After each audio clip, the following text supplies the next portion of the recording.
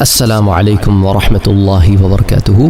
جنت سے متعلق ایک اور درس کے ساتھ آپ کے سامنے حاضر خدمت ہوں۔ اللہ تعالیٰ کا ارشاد پاک ہے، سورۃ الطور کی آیہ مبارکہ ہے، وَزَوَّجْنَاهُمْ بِحُورٍ عِينٍ، اور ہم ان جنتیوں کی حور عین سے شادی کر دیں گے۔ إِنَّ أَصْحَابَ الْجَنَّةِ الْيَوْمَ فِي شُغُلٍ فَاكِهُونَ، اہل جنت کا حال یہ ہے کہ وہ بے شک اس روز جنت میں اپنے مشغلوں میں خوش دل ہوں گے۔ اب حضرت عبداللہ ابن عباس رضی اللہ تعالیٰ عنہ اس آیہ مبارکہ کی تفسیر میں فرماتے ہیں کہ ان کا مشغلہ کنواریوں کے پاس جانا ہوگا، یعنی مشاغل میں سے ایک مشغلے کا ذکر یہاں حضرت عبداللہ ابن عباس رضی اللہ تعالیٰ عنہ کے اس قول سے اس آیہ کی تفسیر کے ذمن میں ملتا ہے۔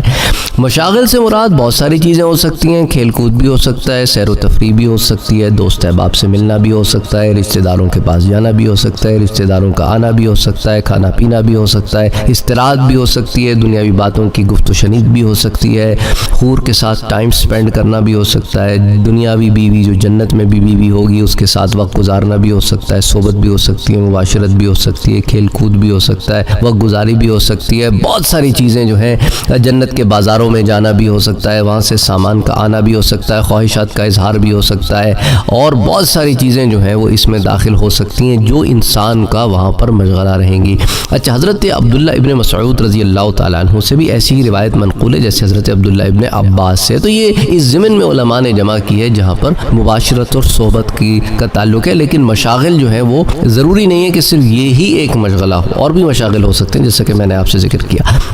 اچھا، حضرت اکرمہ جو مشہور تابعی ہیں، اور اسی طرح امام اوزاعی البدور الصافرہ میں امام سیوطی حدیث نمبر 2068 کے تحت ان دونوں سے بھی اسی طرح کا ایک قول نقل کرتے ہیں جیسے حضرت عبداللہ ابن مسعود اور حضرت عبداللہ ابن عباس سے، اور یہ قول میں نے آپ کے سامنے اس لیے یہاں جمع کیے ہیں کہ بھئی یہاں پر چونکہ آج ہم جنت کی حوروں اور عورتوں سے مباشرت و صحبت کا ذکر کر رہے ہیں، تو اس لیے وہ اقوال جو اس ضمن میں اس آیہ مبارکہ کی تفسیر میں آتے ہیں کہ ان اصحاب الجنۃ اليوم فی شغل فاکہون، کہ اس کے تحت میں نے جمع کیے۔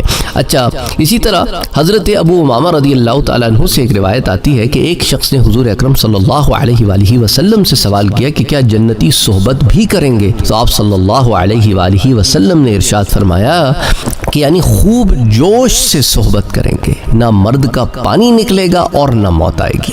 اسے امام طبرانی نے المعجم الکبیر میں روایت کیا، حدیث نمبر 7479۔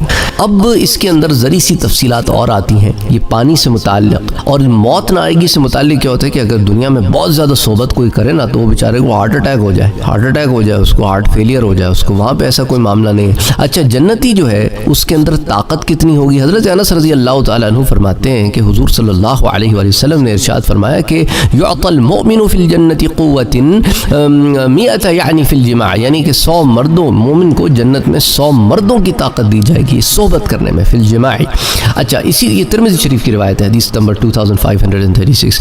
اسی طرح حضرت ابو ہریرہ رضی اللہ تعالیٰ عنہ فرماتے ہیں کہ عرض کیا گیا کہ یا رسول اللہ صلی اللہ علیہ وآلہ وسلم، کیا ہم جنت میں اپنی بیوی کے پاس جا سکیں گے؟ تو آپ صلی اللہ علیہ وآلہ وسلم نے ارشاد فرمایا کہ ایک مرد ایک دن میں 100 کنواریوں کے پاس جا سکے گا، یہ اس کی طاقت ہوگی، ضروری نہیں ہے کہ جائے گا، جا سکے گا، چاہے تو چلا جائے گا۔ اسے امام بزار نے روایت کیا المسند میں، اسی طرح امام طبرانی بھی سلاتے ہیں اور اس کی سند درجہ صحیح کی سند اس روایت کی، اور ایک روایت میں ہے کہ ایک صبح میں 100 عورتوں کے پاس جا سکے گا۔ حالانکہ جنت میں یہ سورج چاند وغیرہ کا معاملہ تو نہیں ہے، لیکن ہمارے سمجھانے کے لیے یہ بات کہی گئی ہے۔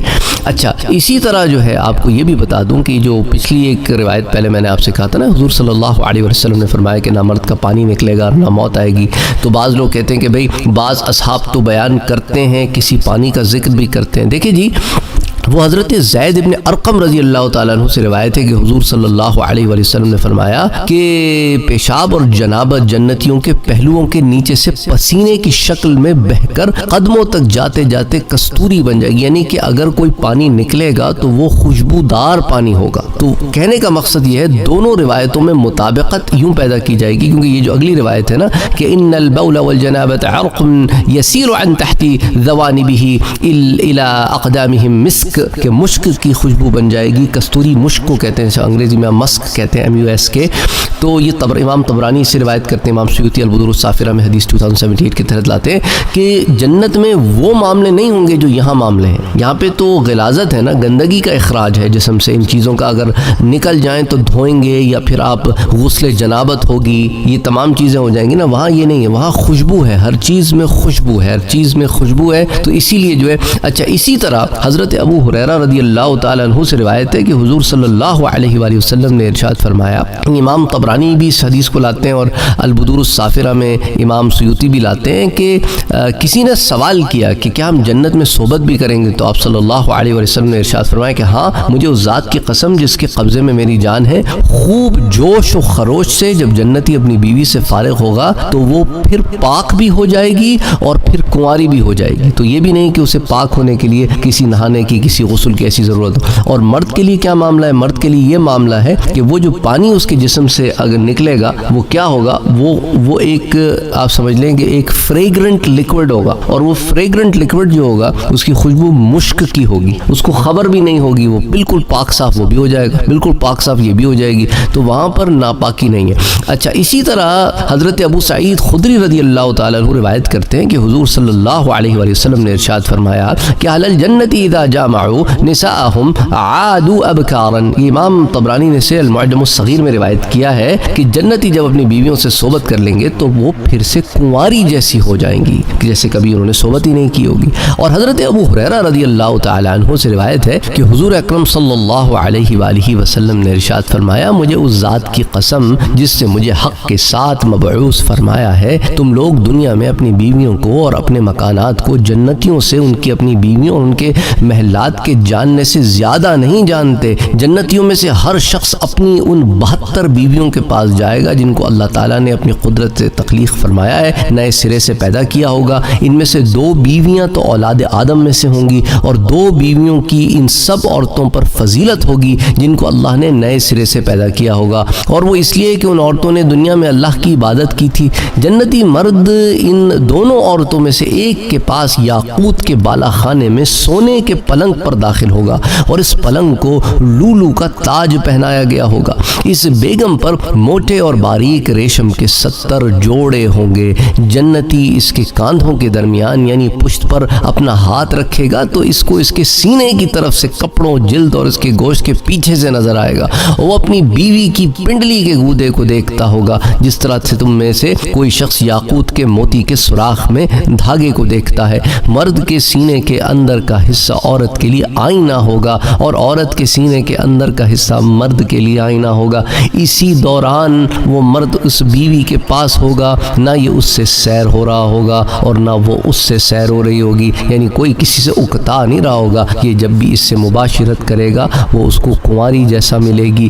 نہ مرد کا نفس ڈھیلا ہوگا، نہ عورت کے اندام نہانی کو تھکاوٹ اور تکلیف ہوگی. یہ دونوں اسی حالت میں ہوں گے کہ اس کو آواز دی جائے گی، ہم جانتے ہیں کہ نہ تو سیر ہوتا ہے نہ تجھ سے بیوی کی سیری ہوتی ہے، کیونکہ وہاں نہ مرد کا پانی ہوگا نہ عورت کا. اس خروج سے خواہش میں فطور آ جائے گا. پانی نہ ہوگا سے مراد وہی ہے جو میں نے آپ سے پہلے عرض کیا، بلکہ اس کی بیویوں میں سے اور بیویاں بھی ہوں گی. یہ جنتی ان عورتوں میں سے ہر ایک کے پاس ایک ایک کر کے جائے گا. یہ بھی کسی عورت کے پاس جائے گا، وہ یہ کہے گی کہ اللہ کی قسم جنت میں آپ سے زیادہ حسین کوئی چیز نہیں، اور جنت میں میرے نزدیک آپ سے زیادہ کوئی چیز محبوب نہیں. تو اب آپ اس سے اندازہ کریں، بڑی طویل جو ہے روایت ہے جو الزواجر عن اقتراف الكبائر میں آتی ہے. الامر الرابع فی الجنت ونعیمها وما يتعلق بذلك کے ضمن میں آتی ہے. حدیث نمبر 411. تفصیل بڑی طویل حدیث ہے لیکن اس کے اندر بہت ساری چیزوں پر بات ہوئی ہے. پہلے بھی ان میں سے بہت سارے گوشوں پر میں نے بات کی ہے، تو اس سے آپ اندازہ کریں کہ وہاں پر کیا معاملہ ہوگا. امید کرتا ہوں کہ کافی ساری تفصیلات مختلف روایتوں کے ضمن میں آج آپ کے سامنے میں نے رکھی ہیں. انشاءاللہ تعالی پھر اگلے درس میں کچھ اور تفصیلات کے ساتھ حاضر ہوں گا. السلام علیکم ورحمۃ اللہ وبرکاتہ.